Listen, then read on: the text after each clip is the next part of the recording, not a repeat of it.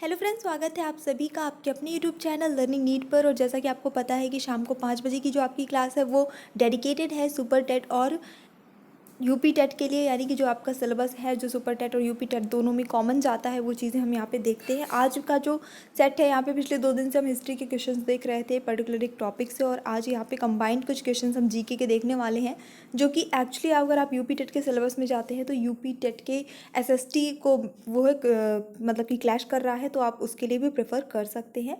और super TET में ये क्वेश्चंस क्योंकि आपका एसएसटी के अंतर्गत भी पूछे जा सकते हैं, जैसे कि जियोग्राफी वगैरह के अंतर्गत, और साथ ही साथ आपके जीके के अंतर्गत भी पूछे जा सकते हैं, क्योंकि जीके में यही सारी चीज़ें आती हैं। तो इसलिए यहाँ पे मैंने हेडिंग में जीके लिख रखा है ताकि आपको कोई भी कन्फ्यूज़न ना हो। चलिए स्टार्ट करेंगे सेशन। कुछ सेलेक्टेड क्वेश्चन हैं और कोशिश करिएगा कि ज़्यादा से ज़्यादा आपके सही हों। सही नहीं भी होते हैं तो याद आपको करते चलना है, थोड़ा थोड़ा करके पढ़ेंगे, लेकिन अगर डेली पढ़ेंगे तो बहुत ज़्यादा उसका प्रभाव पड़ता है। So the first question is, make in India कार्यक्रम का लोगो क्या है? शेर, हाथी, चीता या कंगारू? मेक इन इंडिया कार्यक्रम प्रोग्राम का लोगो क्या है? लोगो में कौन है? तो यहाँ पे सही उत्तर होता है आपका ऑप्शन नंबर ए, शेर है। इसके साथ हम बढ़ेंगे हमारे अगले प्रश्न की ओर। भारत में सबसे पहले किस राज्य में मूल्यवर्धित कर यानी कि वैट लागू हुआ था? वैल्यू एडेड टैक्स जो है वो लागू हुआ था कहाँ पे? झारखंड, दिल्ली, हरियाणा, गोवा? सही उत्तर होता है आपका ऑप्शन नंबर सी, हरियाणा में लागू हुआ था। पॉलिटिक्स ऑफ चरखा नामक पुस्तक किसके द्वारा लिखी गई है? अशोक मेहता, जेसी कृपलानी, जेबी कृपलानी, के जी मशरूवाला? पॉलिटिक्स ऑफ चरखा, तो ये पुस्तक जो है ये लिखी गई है ऑप्शन नंबर सी, जेबी कृपलानी जी के द्वारा। इसको आपको याद कर लेना है क्योंकि पुस्तक और उनके रचयिता के नाम से प्रश्न आते हैं। तो जेबी कृपलानी पॉलिटिक्स ऑफ चरखा के रचयिता हैं या लेखक हैं। नोबेल पुरस्कार विजेता प्रथम एशियाई अर्थशास्त्री प्रोफेसर अमर्त्य सेन की लिखित पुस्तक कौन सी है? यानी कि अमर्त्य, इनमें जो ऑप्शंस दिए हैं चार, उनमें से कौन सी पुस्तक है जो अमर्त्य सेन द्वारा लिखित है? Collective choice and social welfare, poverty and famines, India economics development and social opportunity, या फिर इनमें से सभी? और सही आंसर होगा इस क्वेश्चन के लिए आपका ऑप्शन नंबर डी, इनमें से सारे ही। तो ये तीनों ही बुक का नाम आपको याद कर लेना है। ये तीनों बुक ही अमर्त्य सेन द्वारा रचित हैं। Collective choice and social welfare, poverty and famines, India economics development and social opportunity.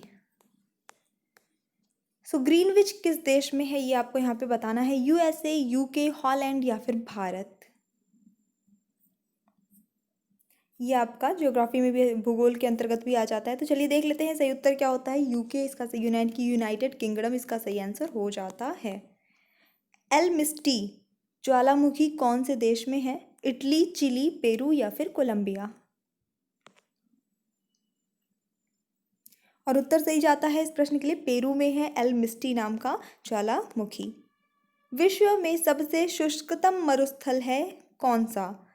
Atacama, Kalahari, सहारा, थार? और सही आंसर होता है आपका ऑप्शन नंबर ए, अटाकामा यहाँ पे बोला है सबसे शुष्कतम मरुस्थल। फजेंडा क्या है? मलेशिया में रबड़ के बागान को कहते हैं, ग्वाटेमाला के केले के बागान को कहा जाता है, ब्राज़ील में कहवा यानी कि कॉफ़ी के बागान को कहा जाता है, या श्रीलंका में चाय के बागानों को कहा जाता है? फजेंडा।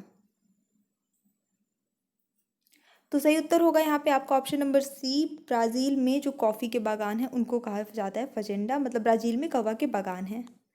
विश्व में सबसे पहले रेल मार्ग कहाँ बनाया गया था? यहाँ पे ध्यान दीजिएगा, भारत का नहीं पूछ रहा है, विश्व का पूछ रहा है।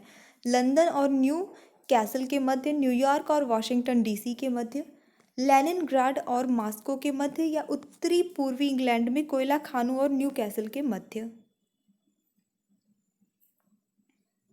तो सही उत्तर होता है आपका ऑप्शन नंबर डी, उत्तरी पूर्वी इंग्लैंड में कोयला खानों और न्यू कैसल के मध्य बनाया गया था विश्व का पहला सबसे पहला roll I mean sorry rail मार्ग। चलिए देख लेते हैं नेक्स्ट क्वेश्चन।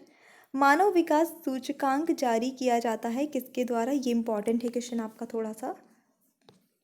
यूनेस्को द्वारा, यूनिसेफ द्वारा, यूएनडीपी द्वारा या आईएलओ द्वारा?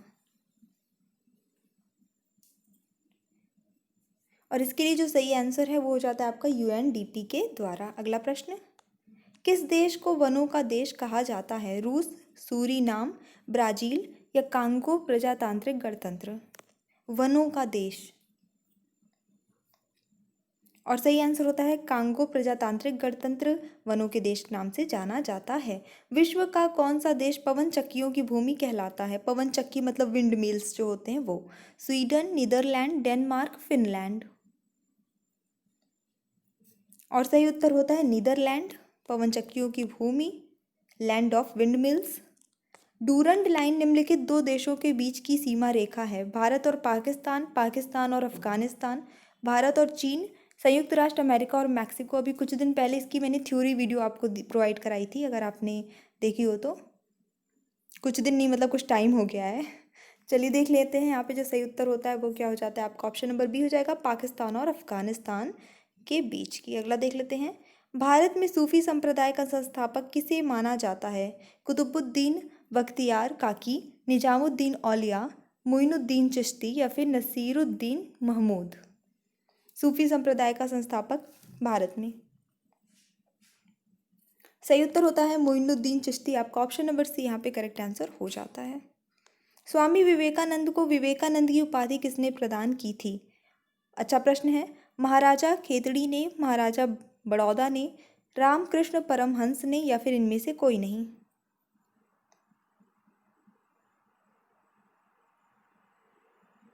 चलिए देख लेते हैं सही उत्तर क्या होता है आपका। ऑप्शन नंबर ए हो जाएगा महाराजा खेतड़ी ने। अगला प्रश्न, निम्नलिखित में से कौन एक शास्त्रीय नृत्य नहीं है? कथक, ओडिसी, गरबा, मणिपुरी? तो देखिए हमारे इंडिया में शास्त्रीय नृत्य टोटल कितने हैं एग्जैक्टली तो मुझे अभी एग्जैक्टली नहीं याद है, लेकिन बहुत पहले मैंने पढ़ा था तो जो जितना याद आ रहा है कि शायद 8 जो है हमारे भारत के जो कल्चरल डांस है वो 8 हैं। कल्चरल डांस फॉर्म जो है, शास्त्रीय नृत्य जो हैं वो 8 हैं। उसके बाद फिर फोक डांस यानी कि जो लोक नृत्य होते हैं वो फिर बहुत सारे हैं, वो अलग अलग प्रांत के बहुत सारे हैं। एक एक राज्य में भी ऐसा है कि 1 या 2 तरह के चलते हैं लोक नृत्य, तो वो अलग हो गए। लेकिन यहाँ शास्त्रीय नृत्य पूछ रहे हैं जो शायद 8 ही हैं। तो यहाँ पे जो सही उत्तर होगा वो हो जाएगा गरबा, क्योंकि गरबा जो है वो क्या है, वो लोक नृत्य तो है, वो फोक डांस के अंतर्गत आता है, पर वो शास्त्रीय नृत्य के अंतर्गत नहीं आता। जबकि कथक, ओडिसी, मणिपुरी ये सभी शास्त्रीय नृत्य के अंतर्गत आ जाते हैं। वह त्रिमूर्त जिसमें ब्रह्मा, विष्णु और महेश तीनों की मुखाकृति उत्कीर्ण है कहाँ स्थित है? अजंता की गुफाओं में, एलोरा की गुफाओं में, एलिफेंटा की गुफाओं में, बाघ की गुफाओं में? और सही उत्तर होता है एलिफेंटा की गुफाओं में वह त्रिमूर्ति स्थित है जिसमें ब्रह्मा, विष्णु और महेश तीनों की मुखाकृति उत्कीर्ण की गई है।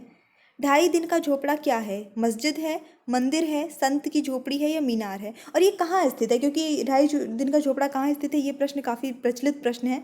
और आप कमेंट करके ये बताइए, आपके लिए आज का यही प्रश्न है कि ये स्थित कहाँ है, बहुत प्रसिद्ध है ये।